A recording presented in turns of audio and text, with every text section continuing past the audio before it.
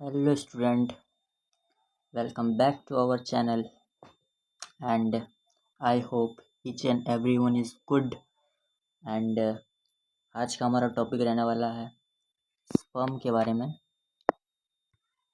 Sperm, जैसा कि हम लोग ने कुछ कल का लेक्चर में देखा कि स्पर्मेटोजेनेसिस का जो प्रोसेस होता है उसमें स्पर्म का फॉर्मेशन होता है।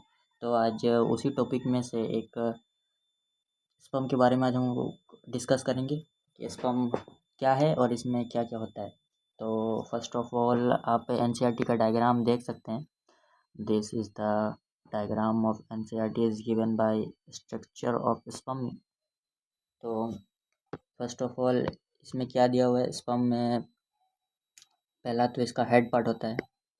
हेड पार्ट में स्मॉल कप लाइक स्ट्रक्चर होता है जिसको एक्रोसोम बोलते हैं। और फिर क्रोमोसोमल मटेरियल होता है उसके बीच में। और प्लाज्मा मेम्ब्रेन के होल बॉडी में, पूरा आउटर कवरिंग भी बोल सकते हैं, होल बॉडी में स्पर्म का प्लाज्मा मेम्ब्रेन से घिरा हुआ रहता है। और उसके बाद नेक का पोर्शन आ जाता है। फिर मिडिल पीस में आपका माइटोकॉन्ड्रिया अंदर में भरा हुआ रहता है।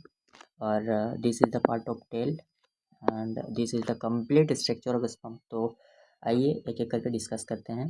तो फर्स्ट में एनसीईआरटी में इस गिवन हुआ है कि फर्स्ट पॉइंट है sperm is a microscopic structure. First, sperm is a microscopic structure. Second point है sperm have head, tail, neck, middle piece and tail. Sperm के पास हेड होता है, नेक होता है, मिडिल पीस होता है और टेल होता है। और third point, the plasma membrane are involve whole body of sperm. जो प्लाज्मा मेम्ब्रेन होता है वो आउटर कवरिंग में, वो पूरा स्पर्म का आउटर कवरिंग में होता है। और the head of the sperm है small cup like structure, this is called acrosome. बताया आपको कि एक कप लाइक स्ट्रक्चर होता है हेड ऑफ द स्पर्म, इसको एक्रोसोम बोलते हैं। और the middle piece of sperm, जो मिडिल पीस होता है स्पर्म का, उसमें माइटोकॉन्ड्रिया होता है। The middle piece of sperm mitochondria है प्रेजेंट। और ये एनर्जी सोर्स है स्पर्म का, जो स्विमिंग में हेल्प करता है। जहाँ स्पर्म को ओवा के पास जाने के लिए माइटोकॉन्ड्रिया इज ऑल्सो हेल्प, बहुत बड़ा योगदान रहता है इसका। और mitochondria is energy source of sperm, it's help to swimming and movement of the sperm. ये बात मैंने आपको समझा। और one sperm have a flagellar movement, this is not given in NCERT, but आपको ये याद रखना है कि स्पर्म का जो मूवमेंट होता है वो फ्लैजेलर मूवमेंट होता है।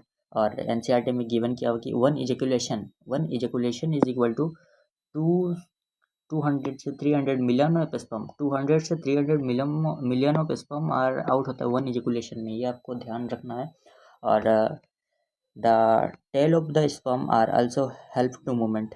एंड आपको सारी बात मैंने बता दी स्पर्म के बारे में। एंड आई होप आपका डाउट क्लियर हुआ होगा। और अगर कुछ भी डाउट है तो आप कमेंट कर सकते हैं और रिप्लाई मिल जाएगा आपको विद इन 30 मिनट्स में। तो bye bye student, take care. और नेक्स्ट वीडियो में आपको बताएंगे कि नीट के टॉपिक में, नीट में स्पर्म के बारे में क्या क्या क्वेश्चन पूछा है। और